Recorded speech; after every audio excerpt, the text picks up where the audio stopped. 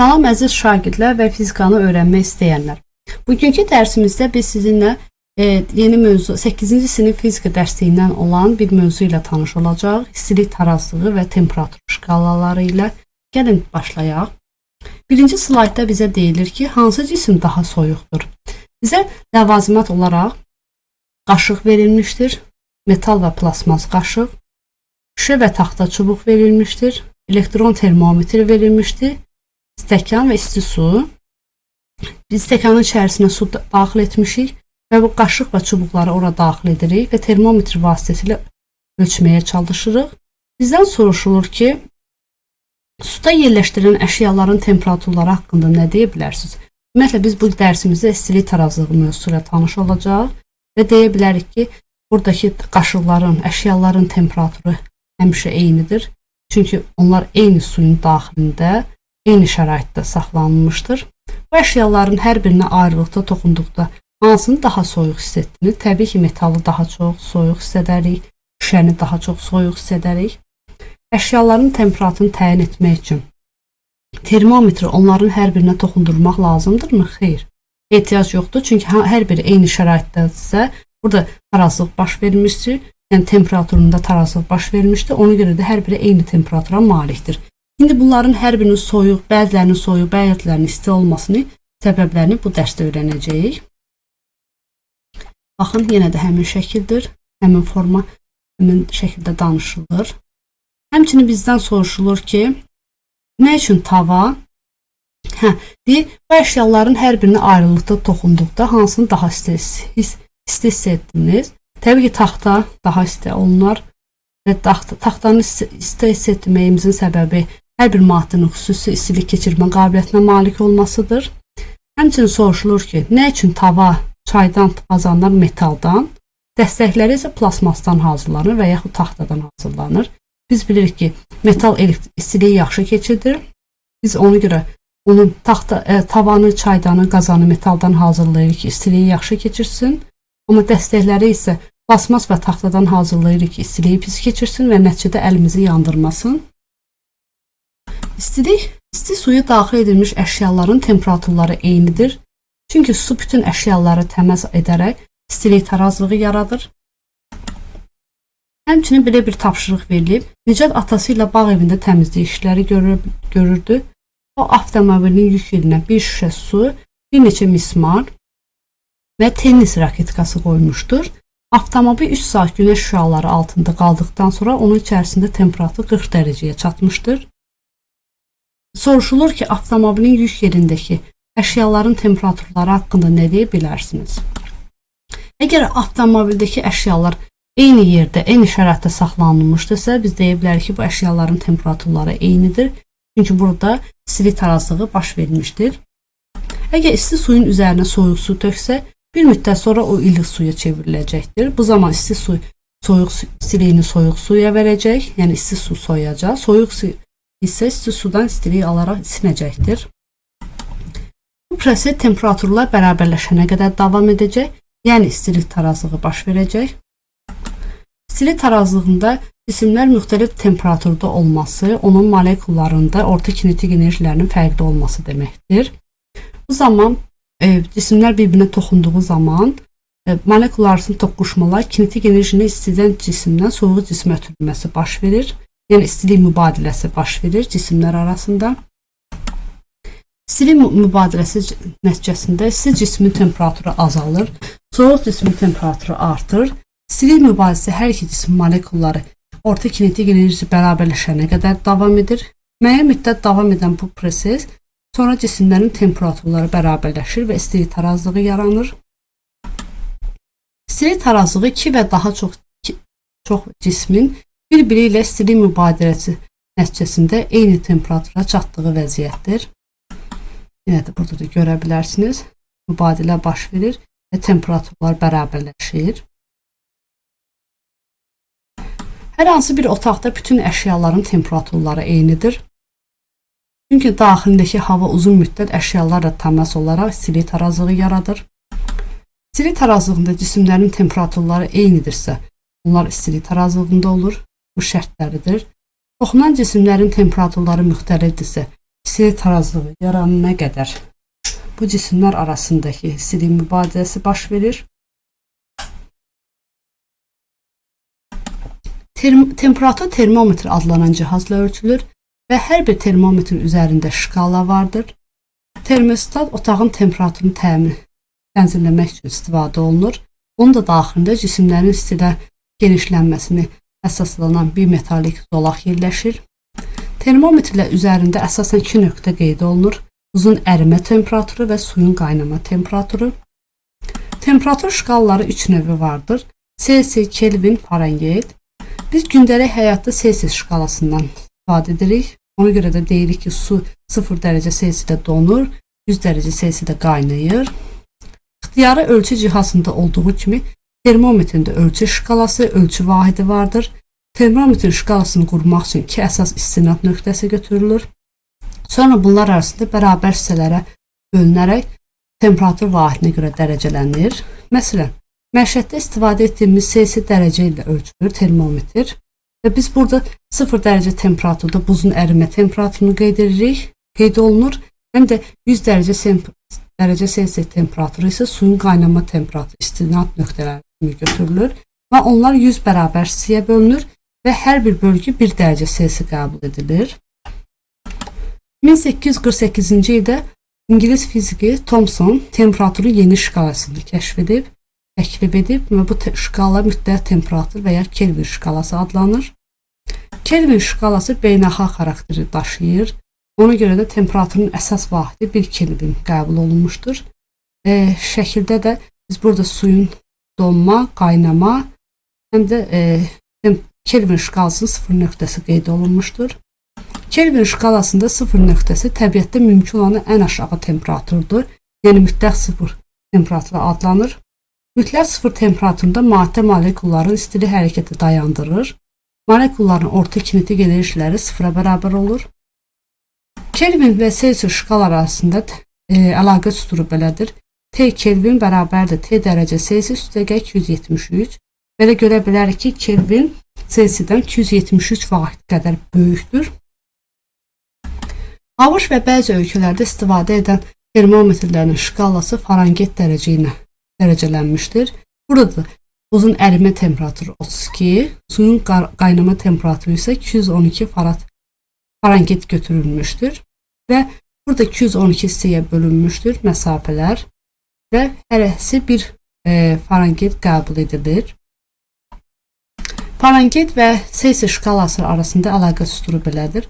Fahrenheit bərabərdir 5,9 vurulsun T dərəcə Selsius üstəgə 32. Ümumiyyətlə termometrlər müxtəlif təyinatlar üçün hazırlanır. Yəni bizdən belə bir sual verilir ki, civəli tip termometri ilə sinif otağının termometrini ölçmək olarmı? Əslində mümkün deyil. Çünki termometrlər müxtəlif təyinatlar üçün hazırlanır. Yəni bu bədən temperaturunu ölçmək nəzərdə tutulan tip termometridir. Yəni bədən temperaturu otaq temperaturu kimi temperatur dəyərlərini ölçmək mümkün deyil. Otaq temperaturu üçün daha həssas, geniş diapazonlu termometrlərdən istifadə olunur. Həmçinin belə bir fakt verilmişdir ki, kondisionerin istilik rejimində temperaturunu artırmaq üçün heç də cihazın daha intensiv işləməsi səbəb olunur. O hər zaman sabit intensivliklə işləyir. Əsas məqsədi otaqda istilik tarazlığını təmin etməkdir. Temperatur quraşdırılan dərəcəyə çatdıqda sensorlar cihazı avtomatik söndürür. Belə bir məsələ verilmişdi və ona aid həlli də verilmişdi sizə. Gəlin məsələ ilə tanış olaq. Uzun müddət temperaturu 25 dərəcə Selsius olan otaqda saxlanılan termometrdən istifadə edilərək bədən temperaturu ölçülür. Ölçmədən sonra termometrin göstərişi 37 dərəcə Selsius olur. Termometrin temperaturu nə qədər dəyişdi? Bu temperatur dəyişməsini Selsius, Fahrenheit və Kelvin şkalasında hesablayın. Bilirik məsələ həll edərkən verilir, tapmalı, həll listəsi qeyd olunur. Verilir listəsində bizdə hər ikisi Selsius dərəcədə olduğundan yazırıq T1 bərabərdir 25, T2 bərabərdir 37. Bizdən fərqlər soruşulur və Selsius, Fahrenheit dərəcələrində soruşulur, şkalalarında soruşulur.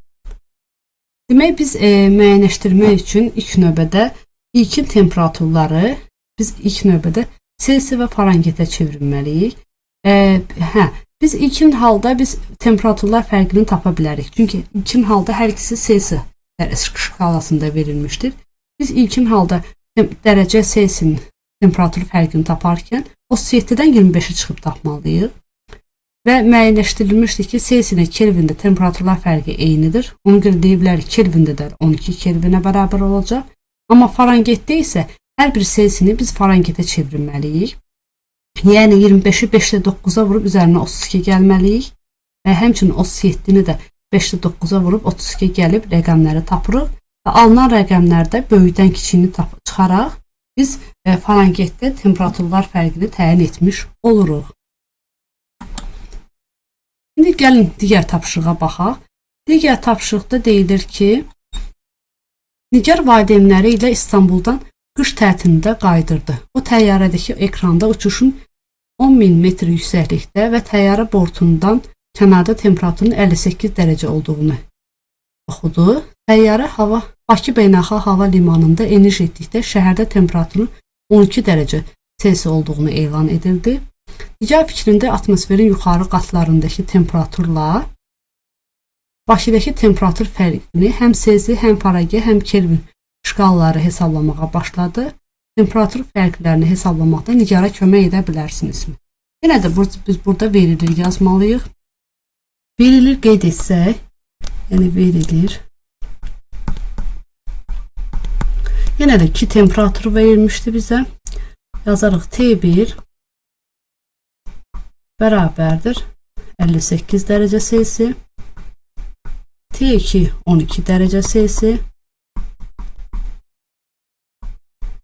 İndi biz tapmalı hissəsində bizdən soruşulur ki, hər iki həm Selsidə, həm Kelvində, həm Farenheitdə temperaturlar fərqini tapmalıyıq. Kelvin bir də Farenheit. İndi tapaq. Həlli hissəsində biz əslində Selsini tapmaq rahatdır. Çünki bizə verilən ilkin məlumatlar da Selsi halındadır. Əgər biz Selsi halında tapmış olsa, verilən rəqəmlərdən böyüyündən kiçiyini çıxmalıyıq. Yəni 58-dən 12-ni çıxmalıyıq. Çıxıb hesablasaq, o zaman aldığımız cavab 46 olacaq. 46 dərəcə Selsi. Biz bilirik ki, Selsidə və Kelvində temperaturlar fərqi eynidir. Ona görə də biz Kelvin üçün yazmış olsa, Kelvində yenə də 46 Kelvin olacaq. İndi gəlin hər bir dərəcə üçün Farenheit'i hesablayaq. T1 Farenheit'i tapsaq, 5-də 9-u 58-ə vurub üzərinə 32 gəlməliyik. Hesablayaq. Bu zaman 136.4 Farenheit. Sonra ikinci temperatur üçün Farenheit'i hesablasaq, bu zaman 5-də 9-u 12-yə vurub üzərinə 32 gəlməliyik. Cavab 53.6 edəcək. Daha sonra biz burada Farenheitlər arasında fərqi təyin etmək üçün burada böyük rəqəmdən kiçik rəqəmi çıxmalıyıq. Yəni delta T Farenheit'i tapmaq üçün 136.4-dən 53.6-nı çıxırıq. Bu zaman alınan cavab 82.8 Farenheit oldu. Deməli biz bu məsələdə verilən Selsi temperaturlarını fərqini tapdıq. Daha sonra bu fərqi Kelvinlə bərabərləşdiririk. Çünki Selsidə olan temperaturlar fərqi ilə Kelvində olan temperaturlar fərqi eynidir. Daha sonda isə biz Farenheitdə əvvəlcə hər bir Selsini Farenheitə çevirirdik. Çevirdikdən sonra onlar arasında fərqi tapdıq. Bu zaman böyük Farenheit qiymətindən kiçiyini çıxdı və nəticədə alınan fərq bizdə Farenheit şkalasında olan temperaturlar fərqi oldu. Keçək digər tapşırığa. Digər tapşırıqda öyrəndiklərinizi yoxlayın. Kənddəki su hövzəsinin səthi qalın buz təbəqəsi ilə örtülmüşdür. Havanın temperaturu -18 dərəcə Selsidir. Buz təbəqəsinin üst səthinin T0 temperaturu, alt üzünün isə TA temperaturu nəyə bərabərdir? Biz bilirik ki, üstü adətən havanın temperaturuna bərabərləşəcək, tarazlıq yaranacaq və nəticədə T0, yəni üst səthində olan temperatur -18 dərəcə Selsi olacaq. Amma alt səthində biz deyə bilərik ki, bu zaman temperatur daha mülayim, daha müsbət temperatur olduğundan müsbət 18 dərəcə Selsi götürə bilərik. Burada 0 dərəcəni götürə bilmirik, çünki burada donma halıdır. Biz 0 dərəcəni götürsək, bu zaman deyə bilərik ki, suyun altı da donmuşdur. Əslində, amma biz bilirik ki, suyun altında donma baş vermir. Ona görə də temperaturu müsbət 18 dərəcə Selsi götürür. Digər tapşırıqda şəkildə şkalasında müxtəlif sayda bölgüsü olan K və L civə, N və N spirt termometrləri təsvir edilmişdir. Yerin qütblərindəki bunlardan hansı ən həssas termometr kimi istifadə olunur? Biz məsələnin şərtində deyilir ki, civənin donma temperaturu -39, spirtin donma temperaturu -115 dərəcə Selsidir. Yerin şimal qütbündə qışda temperatur 40 dərəcə, cənub qütbündə isə -62 dərəcə Selsidir. Ona görə də biz deyə bilərik ki, bizim üçün ən sərfəlisi spirt termometridir. Spirt termometrləri bizdə N və N termometrləri. Çünki əgər biz cənub qütbünü ölçmək istəyiriksə, cənub qütbündə mənfi temperatur çoxdur və bizə lazım olacaq spirtin donma temperaturu, termometri. Spirt termometri bizə lazım olacaq. Lakin biz N və N-ə baxsaq, ən daha dəqiq ölçənəni bizdə M termometridir. Çünki M termometrində bölgələrin sayı çoxdur. Bu daha həssas hazırlanmışdır. Bizə də bu termometri daha geniş istifadə edə bilərik. Daha bizim işimizə yarayar. Ona görə də cavab burada M variantı. Yəni C variantı yalnız M-i götürəcək. Temperaturu 60 dərəcə olan suya metal, taxta və plastik qaşıqlar daxil edilir və bir müddət gözlənilir. Qaşıqların suyun daxilindəki hissəsində temperaturu eyni olacaq, yoxsa fərqli? Biz dedik axı, istilik tarazlığı dərsində öyrəndik ki, yəni bu dərsimizdəki burada müəyyən müddətdən sonra istilik tarazlığı yaranacaq. Yəni buradakı qaşıqların temperaturu ilə suyun temperaturu bərabər olacaq. B variantında hər üç qaşığın temperaturunu ən sadə üsulla necə müəyyən etmək olar?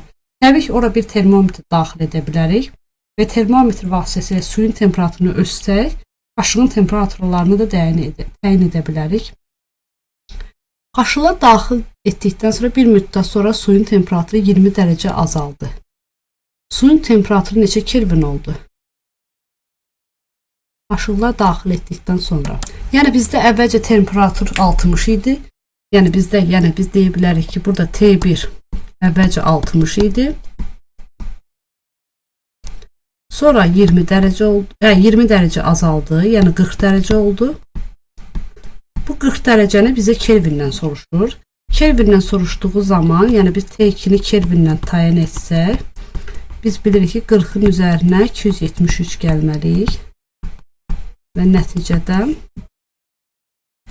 313 Kelvin alarıq. Digər tapşırığa. Digər tapşırıqda şəkildə klinik və infraqırmızı termometrlər təsvir edilmişdir. Termometrlər iş prinsipi haqqında hansı fərqlər mövcuddur? Əslində biri daha tez təyin etməyə, biri daha gec təyin etməyə, biri elektron termometrdir, biri isə gündəlik həyatda istifadə etdiyimiz adi termometrdir. Təbii ki, klinik termometr daha tez sürətli nəticə əldə etməyə imkan verirsə, infraqırmızı termometrlərdə isə bu daha gec təyin olunur. İnfraqırmızı termometrlərdə adətən birinci bu şəkildə göstərilən infraqırmızı, amma ikinci şəkil isə klinik termometrlərdir. Klinik termometrlərdə adətən iş prinsipi cisimlərin istidən genişlənməsinə əsaslanırsa, infraqırmızı termometrlərdə isə cisimlərin infraqırmızı termometrlərdə cisimlərin infraqırmızı şüalanması nəticəsində temperaturunu təyin etməyə əsaslanırsa, amma klinik termometrdə isə bu əsasən cisimlərin istidən genişlənməsinə əsasən təyin olunur. Özünəməxsus üstünlükləri ondan ibarətdir ki, infraqırmızı termometrlər daha tez nəticə əldə etməyə imkan verirsə, klinik termometrlər isə nisbətən gec nəticə əldə olunur. Ona görə də müəyyən vaxt tələb edir. Ümumiyyətlə biz bu dərsimizdə sizinlə istilik tarazlığı və temperatur şkalaları ilə tanış olduq və öyrəndik ki, istilik tarazlığı dedikdə temperaturların bərabərləşməsi, müxtəlif cisimlərin temperaturlarının bərabərləşməsi nəzərdə tutulur və 3 növ temperatur şkalası ilə tanış olduq, Selsi, Kelvin, Farenheit və bunlar arasındakı əlaqə düsturlarına baxdıq. Həmçinin mövzuya uyğun bəzi tapşırıqları yerinə yetirdik. Dərsimiz bu qədər. Gələn dərslərə qədər sağ olun.